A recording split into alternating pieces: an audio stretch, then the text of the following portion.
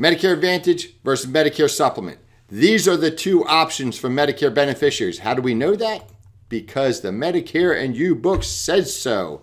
You can see right here, I have highlighted at the top of page 6 on the Medicare and You book, it says it. There are two main ways to get Medicare. Original Medicare, you get Part A and B, you can add Part D, and you can add a supplemental coverage plan. Or you could go Medicare Advantage, which wraps up A, B, and D and gives you some extra benefits. So those are the two options. The question is, well, which ones do we sell and when and where? Because that will make a difference as well. It would be nice if the client just told us, and often they will, but often the client's confused, especially if it's somebody turning 65 and they don't know. And agents oftentimes learn one product and that's all they'll sell because they don't know any better. They don't know what might or might not be best for that client. So this video will help you better understand this. We're going to assume that we are compliant in talking to our CMS compliant in speaking about any product to our clients for the purpose of this training video. So what might some of these factors be for determining which product might be best for a particular Medicare beneficiary? First of all, first and foremost is probably income and assets. Okay, if it's a wealthy person, they're probably going Medicare Supplement. If you sell them a Medicare Advantage plan, they'll probably drop it on you when they find out that, hey, this was probably not the plan I wanted. And that's the thing, you want to make the right recommendation. So if you're a Medicare Advantage salesperson and you want to sell that to everybody, you're going to make mistakes and it's going to hurt your book of business. Why do they want this plan? Because they can go to any doctor that accepts Medicare, anytime, anywhere. They go anytime as long as they have an appointment, but again, anywhere. They don't have any restrictions. They don't have any networks. They don't have co-pays, co-insurance, deductibles. They don't have referrals. They just go to the doctor they want to go to when they want to go to them. They also purchase a drug card. So they get a Medicare Supplement, usually a Plan G, maybe a Plan N. Different areas of the country, they have different plans, but for the most part, it's Plan G. And they get a drug card and the premium increases each year. This is one of the reasons that lower income individuals do not purchase these Medicare supplements as frequently. There are exceptions. And some people will argue, well, if you need the Medicare supplement because you're going to get hurt with the Medicare Advantage, or you're going to end up spending the money anyhow. Not necessarily true in most cases. But again, that income and asset category or factor is probably the biggest factor. Geographic location. Some areas, they have very high Medicare supplement rates. Some areas have extremely competitive and low-cost Medicare Advantage plans. When I say extremely competitive, there's zero copay for doctors, specialists, different areas of the country. There are some states that they'll have varying product preferences in different areas of the country, like California. There's some areas where it's all Medicare Advantage, and there's some areas where it's all Medicare Supplement. Florida is like that. Florida actually has an area where they have a hospital that wants Medicare Advantage only. I say they want it, and this is several years back. I don't know what's evolved out of that, but they were turning people away with Medicare supplements. They wanted people in a specific Medicare Advantage plan based on agreements they had with insurance companies. And that is an unusual circumstance. I probably shouldn't even bring it up here, but geographic areas make a difference. That's important. That's why when you're telemarketing, when you have a telemarketer, people sell over the phone, you don't sell everywhere, you focus on specific areas. Health, this is a biggie. Of course it's a biggie. I would say if it's a factor, if health is a factor, it's bigger than income and assets, because if somebody is sick, or they're sickly, they have a chronic condition, you can't switch them. Okay, and they have the option to get into a Medicare supplement, you should put them in there. That's all there is to it. You should put them in there. And you should never take that person out of a Medicare supplement and put them into a Medicare Advantage. It can only hurt them, in my opinion, unless that premium has gone through the roof. And it does happen. Sometimes the premiums just go through the roof, and it's ridiculous. I've seen situations where the premium has gone so high that is higher than the maximum out-of-pocket in a Medicare Advantage plan. So your premium combination from the Medicare supplement and the drug card are so high that it costs more to have that plan, or those two, that combination of plans, than it is to obtain the Medicare Advantage plan. All right. So a healthy person would be more likely, even if they're affluent, I've seen this, where they say, I'll take that zero cost, zero premium, zero copay for the doctor. I'll take that plan because I'm healthy. It's a business decision for these individuals. They say I'm healthy. I don't care about, I'm not worried. I don't know, they wouldn't say I don't care. They may, but they would say I'm not worried about it. They'll factor it out. I'm 65 years old. I'm healthy as a horse. I have a good longevity line in my family. There's no chronic illnesses in my family. We don't have heart disease.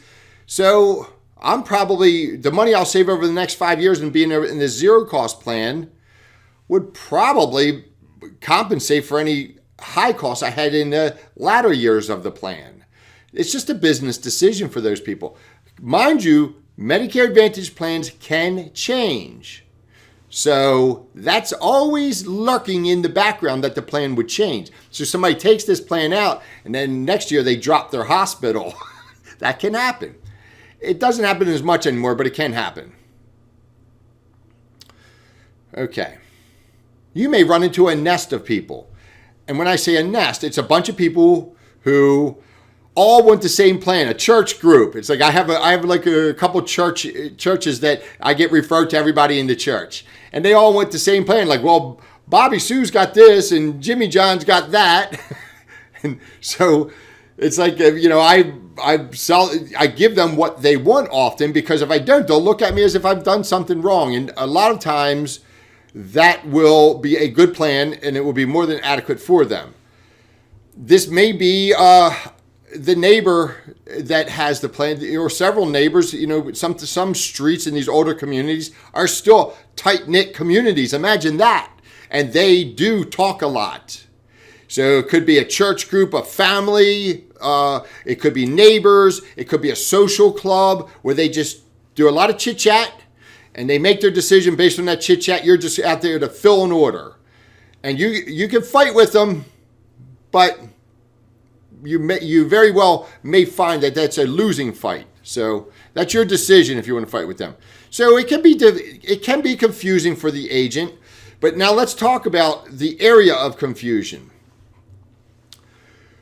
Okay.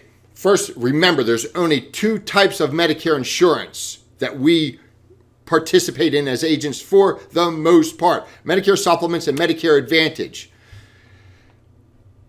And where it's confusing for new agents is you have your Medicare supplements, which are listed on page 70 of the Medicare and You book. So, and we'll go there and take a look at that.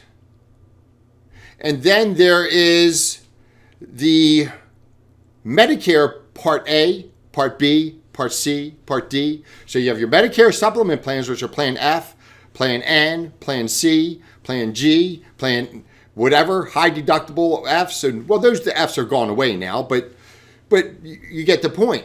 All these letters. Understand the distinguishing factor there, or this distinguishing point is that it's Part A, B, C, D. And then that's Medicare Part A, Part B, Part C, Part D, Plan F, Plan G, Plan N. Medicare supplements are plans. So, and by the way, if they still do sell Plan Fs to people that were turned 65 prior to 2020. So I stand corrected in my previous statement. They're still out there and they still sell them. Again, if for you, the agent, you don't sell parts of Medicare. You don't sell Part A or Part B or Part C. Well, you can sell Part C, which is Medicare Advantage, but you don't sell Part A, Part B, and Part D. You don't sell parts of Medicare. You sell plans. You sell Medicare Supplement Plan F, Plan G, Plan N. You sell Medicare Advantage plans. You don't sell parts of Medicare. Okay, and now let's clear up another area of confusion. Chronic special needs plans, dual special needs plans, Advantage plans are all Medicare Advantage plans. Some people get confused. They see that they see these chronic plans and they think, well, that's a different type of Medicare Advantage plan. Well, it's just a Medicare Advantage plan. The same rules apply. You just get a special enrollment option with that plan. As a matter of fact, you'll find that if somebody has diabetes, I have found often that a plan that's not a special needs for diabetes is better for the diabetic than the special needs plan itself. I just don't understand it. You'd think that it would be significantly better, but oftentimes they're not. The same for the dual special needs plan. The dual plan, Medicare, Medicaid, that's just a Medicare Advantage plan. In another area, the same, okay, let me say this. There are hundreds, maybe over 1,000 Medicare Advantage plans in America. Every state and every county can potentially have a different plan. A lot of these plans blanket many areas, so I'm not sure how many plans there are, but let's say there's 1,000 of them. Well, they're all Medicare Advantage plans. They all fall under the Medicare Advantage rules. So it's not like all these different kinds of Medicare Advantage plans should make your head start swimming. It's simple. They're all Medicare Advantage. They all funnel down into one. You'll get some special election periods on some, like if somebody's on Medicaid and Medicare, they get a special election period. Same as LIS. People get confused with LIS. There's not an LIS plan. LIS is a government program that aids low-income people financially for their health care costs. Extra Help /LIS. That's one plan. It aids financially needy Medicare beneficiaries. And that is a program that enables people, gives people a special election period to enroll in Medicare at different times of the year, but it's not a Medicare plan. So people get confused on this. So you have two types of Medicare plans, Medicare Advantage and Medicare Supplements. Those are the types of Medicare plans we sell. Under the Medicare Supplement plans, you have the Plan Fs, the Plan Gs, Plan Ns, and they're the basic plans. Under the Medicare Advantage plan, that encompasses all your Medicare Advantage plans. That encompasses your dual plans, your C-SNPs. So when I say dual plans, that's D-SNP. Dual special needs plans, C-SNP, which is chronic special needs plans. And those just simply give you a special election period that you don't have with the other plans. So that's it. It's all very, very simple. I assure you, when you get out in the field and you're selling, if you're practicing or studying, that's what you've got to do. You've got to study. And this was all so simple. Some people get it like that. Some people can't get their arms around it. Then one day they get their arms around it and they go, oh, I get it. It's easy. And it is. It's very, very simple. But remember, it's always complicated for the Medicare beneficiary. So you're always in the driver's seat. You need to tell them what to do. And that's going to be your secret to success. Knowing what to do and telling them what to do and helping them be comfortable with their decision. That's the secret. And we're going to end it right there.